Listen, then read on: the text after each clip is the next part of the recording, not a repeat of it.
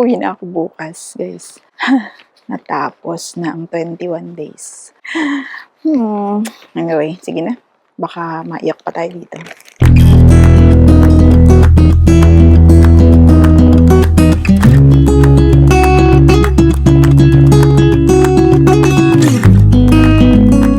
Hello! It's a Monday, early evening dito sa Halmstad and it's very windy. Malamig, guys. Pakita ko sa inyo yung itsura ko. I'm so covered and bundled up. Ito yung itsura ko ngayon. 'Di ba naka-winter coat tayo? Ayan, naka-winter coat ako. Umuwi lang ng saglit yung kapatid ko. Tapos, ako naman ay sabi ko dito lang ako sa square. Guys, pakita ko lang sa inyo to kasi na-frustrate ako dito. Kasi, alam nyo ba, nung araw, dito kami tumatambay ng nanay ko. May fountain kasi dyan. To give you context, na makikita nyo yung fountain. Maganda yung fountain na yan. Ini-expect ko nga na makikita ko siya ulit. Kaya lang, wala. Ginagawa. At alam nyo, talagang hinuka yung buong fountain, guys. Kinuha yung buong fountain. Ito yung square dito sa Halmstad. Mukha kong dito, guys, ako lang mag-isa. Hindi kaya nagugulat sila. Ano kayong ginagawa nitong babaeng to? Bakit? Naglalakad-lakad dito sa square. Walang ganong tao. Admire lang natin tong building. Oh, it's almost 7 pala, guys. 7 o'clock na, oh. Ayan, oh. Merong orasan dito. 7, pero tingnan nyo naman, may araw. May liwanag pa. At bago pa nga magdilim, tara na, maglakad-lakad na tayo para makarami tayo ng pasyal. Malapit na akong umuwi, kaya lubos-lubosin na natin ang Halmstad. Yan ang pinakamaliit na street ng Halmstad. Anong makikita dito? Bahay? Pero may nakatira dito. Sana gawin na lang nilang tourist spot. Ayan. Ay, oo nga, no? Ang liit. Pero may mga nakatira dito. Hindi mo man lang maipasok yung kotse. Ang galing. Bahay talaga. Meron din ganito sa Pilipinas. Si Eskinita yung tawag. Ito din. Ang gaganda ng mga bahay. Ang ganda naman din. Ang cute. Ang ganda ng bahay. Ang cute naman tumira dito. Ang ganda.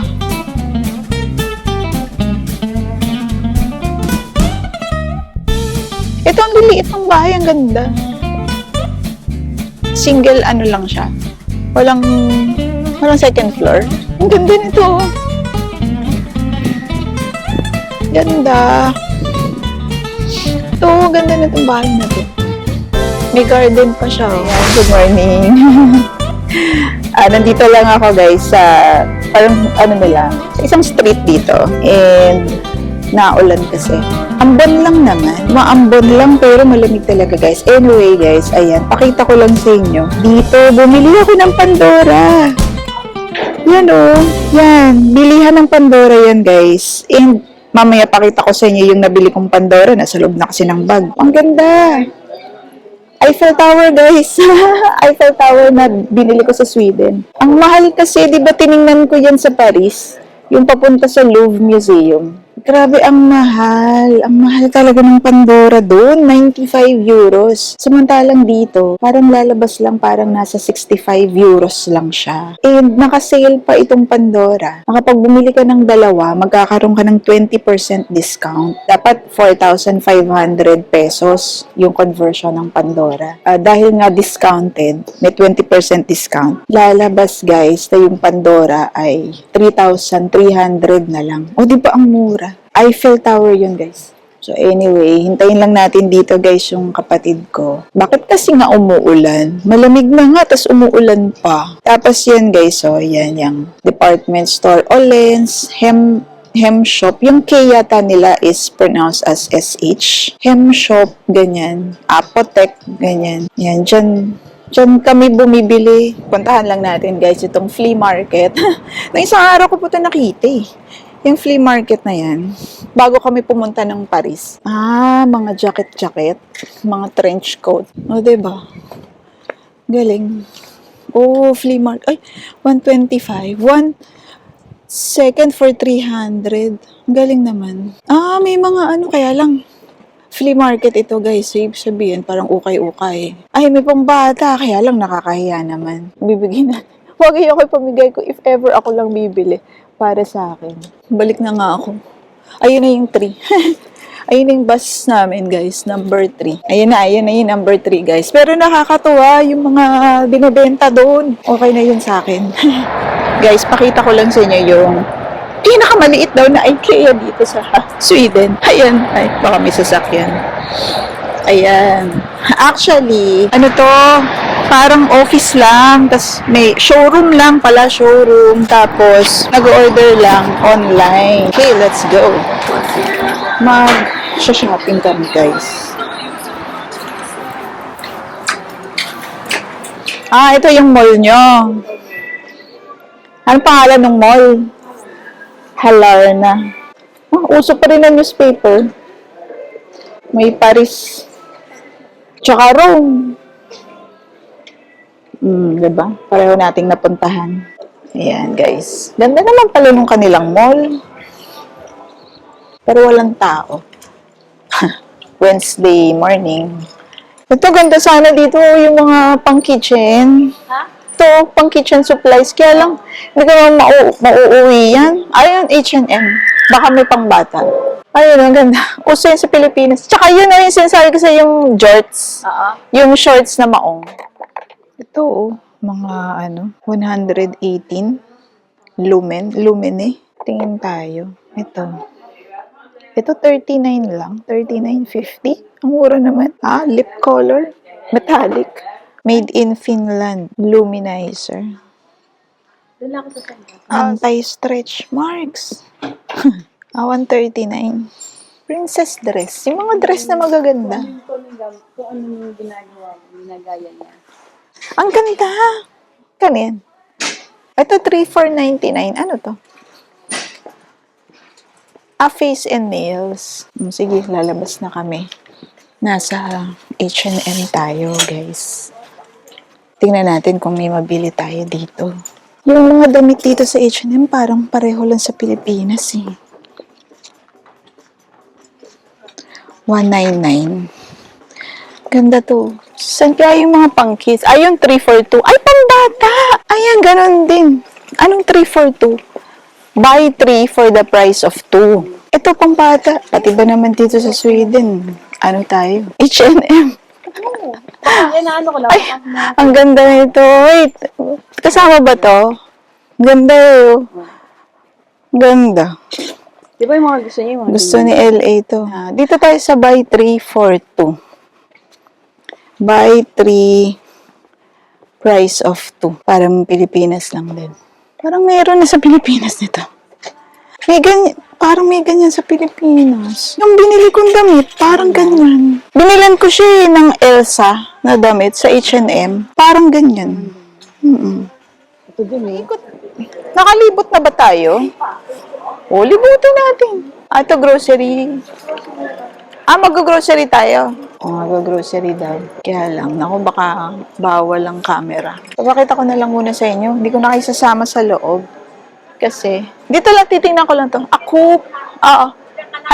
Hanapin kita dyan sa loob. Coop pala.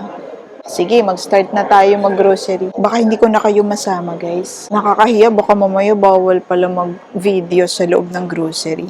Ayan, sige guys, iwanan ko muna kayo ha.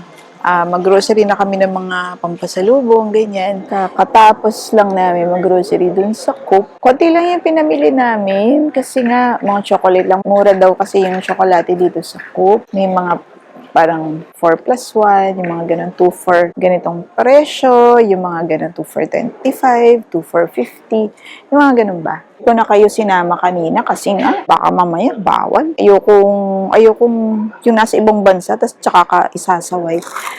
Ito peras to guys, peras. Bumili ako ng peras. Tapos yan, mga chocolate, mga ganito, yan. Basta, medyo madami-dami siya. Puro tsokolate lang yan. Bumili ako guys nito, 3 for, tsokolate din siya, 3 for something. Basta tatlo siya, 3 for 10 ba? Or 15? Basta, mura lang siya. Try natin. Meron palang laman sa loob. Kita nyo? Sarap! Ang tamis lang. Bili pa madami. Magpahapon guys. Ang sarap. Ang tamis. Pero masarap. Kasi kakaiba siya, meron sa loob. Mainit dito sa loob. Pero sa labas napakalamig sa labas, guys. 8 degrees. 8 degrees feels like 2. Ganun. Ay, guys. Pauwi na ako sa Friday. It's Wednesday. Siyempre, bittersweet, di ba? Masaya ako kasi uuwi na ako, babalik na ako sa pamilya ko, makita ko ni apo ko, back to normal na, ganyan, back to reality. Hindi, actually, yun yung bitter. Pauwi na, tapos ng maliligayang araw ni Doc Jean, babalik na sa trabaho. Ayan ang kapatid ko. Masarap pala to. Meron pala siya sa loob. Punch nga. Ayun. Malalas Meron. ka dyan. Meron pa sa... Pauwi na kami. Nihintay ko na lang yung kapatid ko. Pumunta siya dito sa Kapal. Ayan, dyan. Nagtingin ng mga damit-damit pang bata kasi meron na atang sale. Alam nyo yung Kapal na yan. Bata pa ako, yung unang punta ko ng Sweden, meron na yan eh. Parang dyan kami bumibili din. Naalala ko, may binili din kaming damit dyan or jacket yata.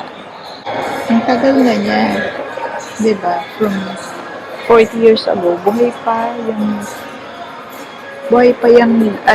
store na yan. 40 years old.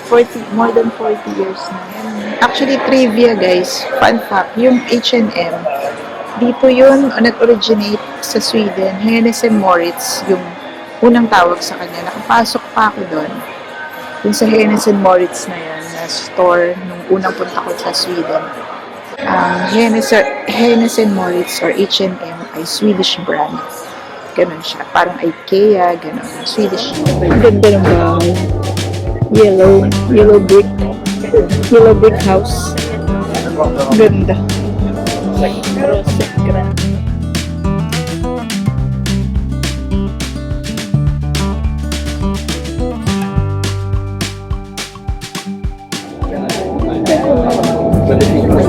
Ganda ng bahay, ano? Parang yung sa island ko sa Animal Crossing. Yung island ko sa Animal Crossing. Parang ganyan yung mga bahay ko. Parang bungalow. Parang row house. Late lang yung bahay. May camper van pa siya.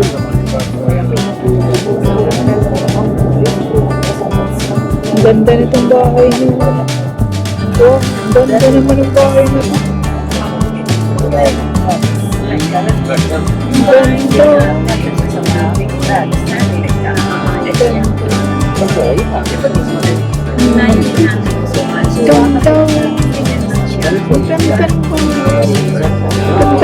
Para siyang bahay sa Baguio.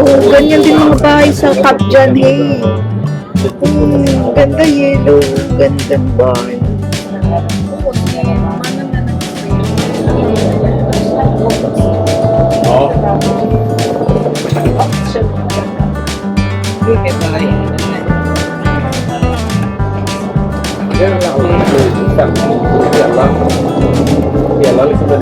Ito parang apartment. Baba na tayo. Ayan, eto, meron hotel dito sa Tilosand, Hotel Tilosand. Actually guys, yung Tilosand, beach yun. So, ang ganda ng hotel nila dito, oh. At ito yung laging pinupuntahan ng kapatid ko daw na beach. So, eto, pupunta tayo. Napunta ako na rin to dati. Pero, hindi ko na maalala. Hindi ko maalala na ganito siya. And, fun fact, sabi nung kapatid ko, may-ari daw nung hotel na yan. Yung Hotel Tilosand, ang may-ari daw niyan ay yung one of the member nung banda na Roxette. Kilala nyo ba yan? Basta, gusto kong kantahin yung kanta nila pero wag na. Baka bigla umulan. Umaraw na nga eh. Okay na nga tayo dito, umaraw na eh. May dagat sila. Taas lang ng araw. Nasisilaw ako. Naalala ko dati. Swimming kami dito. I mean, yung kapatid ko nag-swimming. Pero napunta kami dito. Tapos, may mga nagsiswimming, tsaka nagsasunbathing, ganyan. Ano siya? Parang nude beach. May mga nakahubad. Ganun. Batang-bata pa lang ako nun, di ba? Yun, nakakita ko ng mga ganun. Pero ngayon daw, hindi na daw siya ganun. Hindi na daw pwede na nakahubad. Parang open to public naman siya.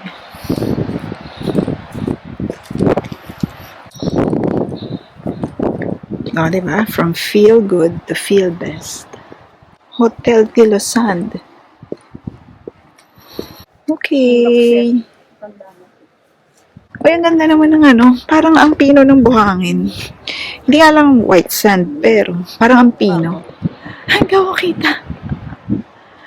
Welcome to Tilosand. Siyempre guys, walang tao. Kasi, napakalamig, ikita mo naman. Mag-beach ka ba na naka-jacket? Naka-winter coat? Mag-alas 7 na guys. So, ayan, merong watch dito sa dagat, sa beach.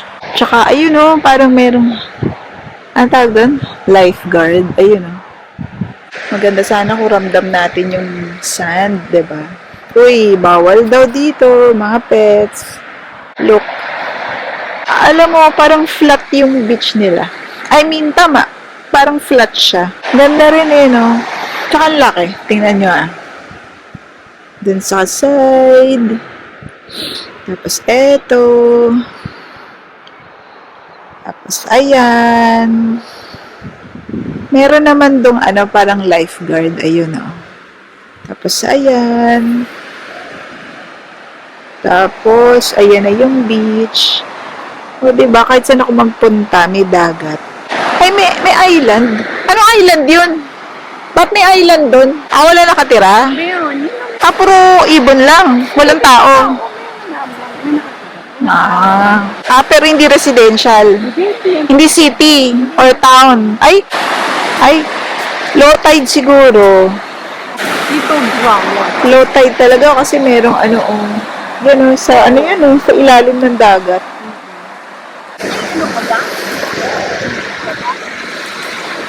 Last look, bago tayo umuwi. Ayun. Tingnan, focus nga natin tong si Ibon.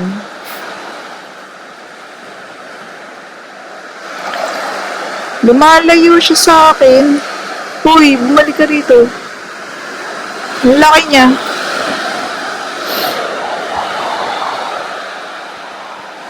Magsa 7 o'clock na guys. And, uwi na tayo.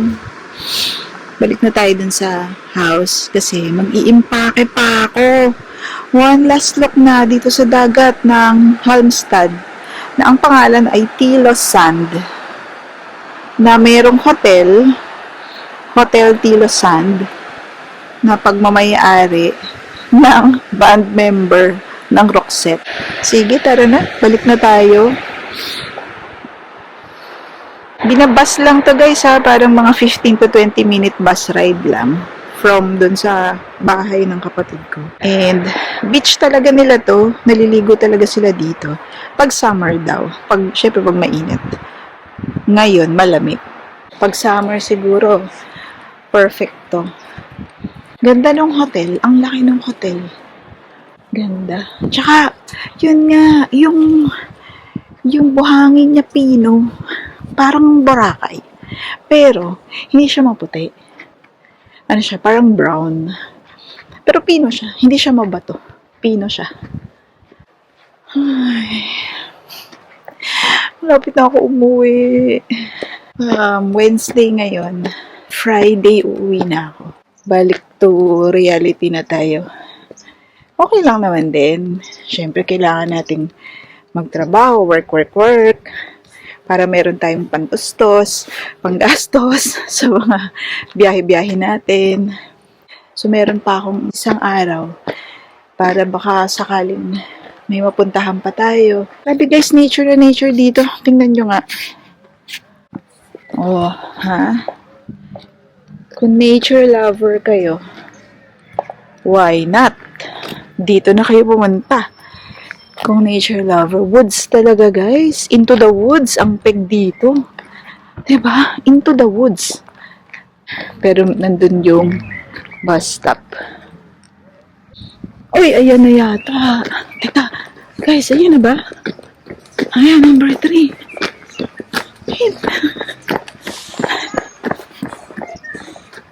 Takbuhin na natin. Kala ko may iwan eh. Sabi ko, okay lang. Pakita ko lang sa inyo na umaaraw din naman pala dito sa Halmstad.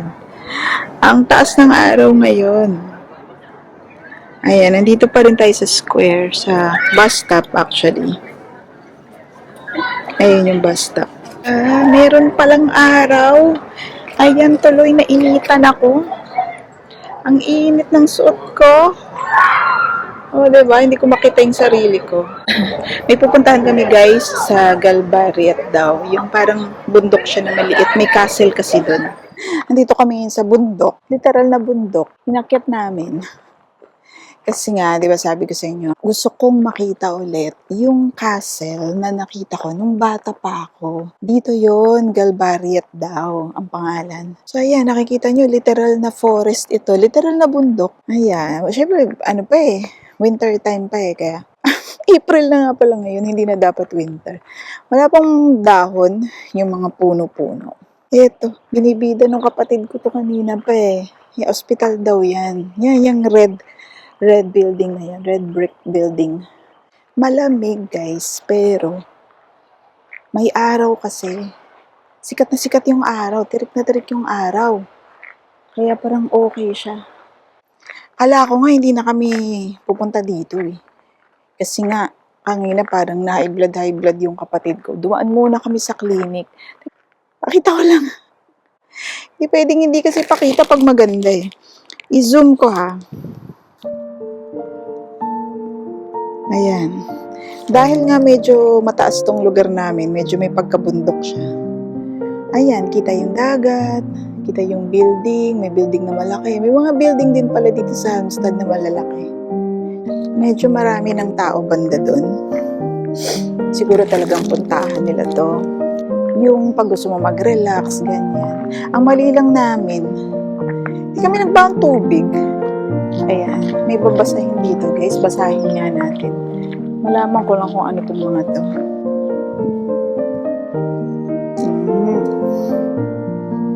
Halmstad at 1850.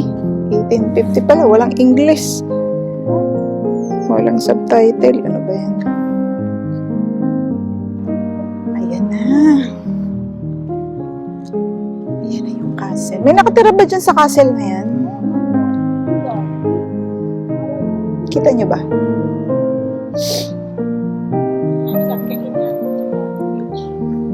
May picture kami ni nanay dati sa hagdanan. Yan na. Ito na yung castle. 1897 pala ito. Ayan ang Udsik Stornet. 1897.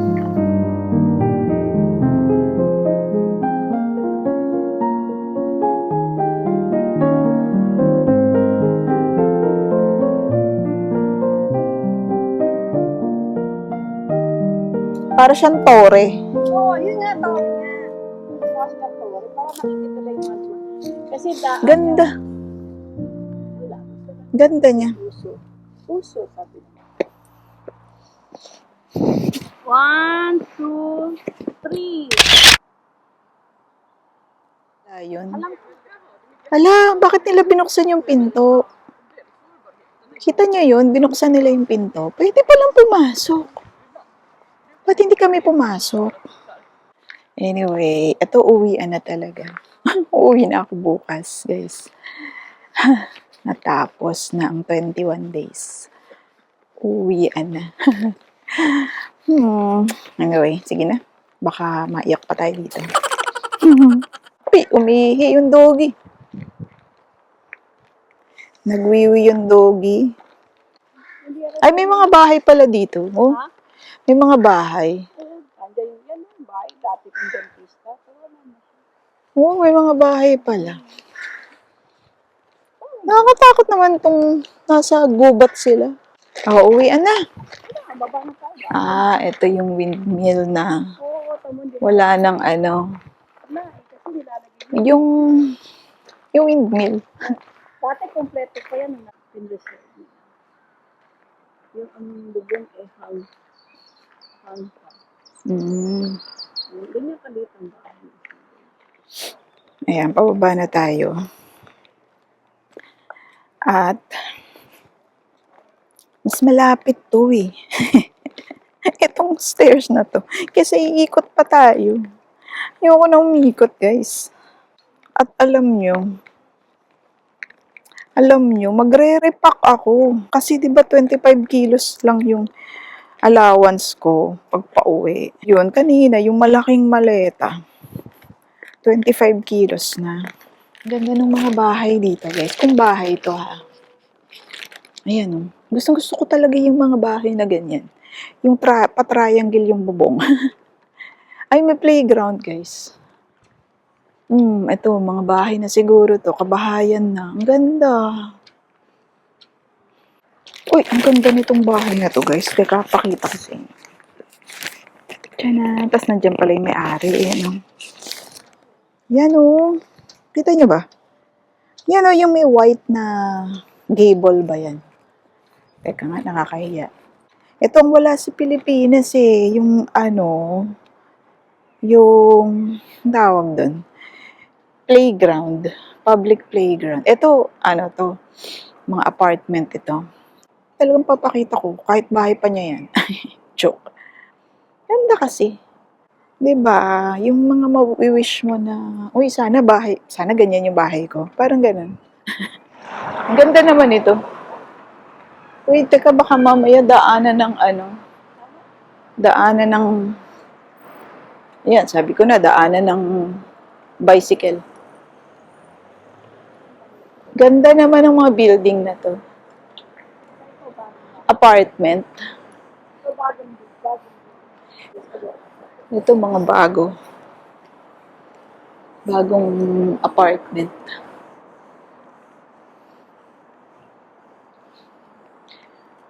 Grabe, ang daming lupa dito sa Sweden, ano? Ang daming lupa, konting tao. Pauwi na kami. Parang hindi ko pa nakita tong side na to ng Halmstad. At least, nakita ko to ngayon. Bababa. Parang ito yung dinadaanan ng bus, hindi ba? O tao lang dumadaan dito? Bike. Buti pa talaga sila dito. May designated lane ng bisikleta. Ano na to? Scandic na to. Typical Scandinavian. Ayan. Mga typical Scandinavian buildings.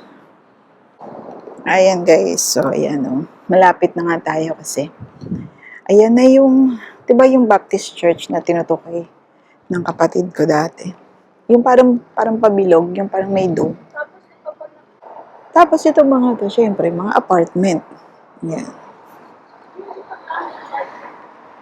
Alam nyo guys, 21 days tayo na nandito dito. Pero yung mga bulaklak, hindi man lang natin nakita. Actually, ang gusto ko sanang makita, mga tulips, yun talaga yung pinupunteriya ko talaga. Makakita ng tulips, ganun. Siyempre, kung makakita kong cherry blossom, di mabuti. Pero kung hindi, at least man lang tulip, di ba? Kaso, wala. Sobrang lamig pa kasi dito. Ano pa lang sila? Nag-uumpisa pa lang sila na mabuhay o magising. Pagod na ako, guys. Uuwi na ako bukas. Diba? Napapagod na ako. Tapos, magre-repack na naman. Mag-impake ako ulit. Gusto ko na mag-relax kasi nga, pauwi na bukas. Good morning! It's a Friday and nandito ako sa train station. Hinihintay na lang namin ang aming train which will be arriving at 8:08. last day na natin talaga. Ngayon na yung araw ng pag-uwi natin sa Pilipinas, guys. Sobrang lamig ngayon It's, I think it's 5 degrees, pero feels like 8 daw kasi maaraw. Pinakita ko na sa inyo yung mga maleta ko. Ang dami kong maleta. Dami, di ba? And alam nyo, nag-exceed, extra baggage ako. Nag-purchase ako ng extra baggage na 5 kilos. Which is supposedly 75 USD, pero dahil nga meron tayong miles sa Emirates, so nagamit ko yung miles ko, naging 50 USD na lang yung 5 kilo na additional, which is okay na rin. So from 25, naging 30 kilos tayo, pero ganun pa rin guys, ang dami ko pa rin iniwan sa bahay ng kapatid ko, mga jacket na makakapal. Wala, iniwan ko silang lahat. Ayan yung maleta. Ayan yung maleta ko, guys. I have 2 luggages. Isang big, tsaka isang medium. Tapos, meron akong maliit na maleta na 7 kilos. Ayan. Tapos, may backpack ako na nandun yung laptop, toiletries, snacks, etc. na mabigat din. Ayun, guys. Tapos na ang ating Europe tour. Happy. I'm so happy. Masaya ako. And mahal, magastos, but I think it's totally worth it. Worth it naman siya, guys. Anyway, we're going to Copenhagen Airport in 8:08 and it's 7:54. It's 7:54. So, may ilang minuto pa tayong maghihintay dito sa labas. Meron namang lounge doon guys sa loob, pero wag na kasi nga madami kaming bagahe, mas maganda nandito na. So, see you at the airport.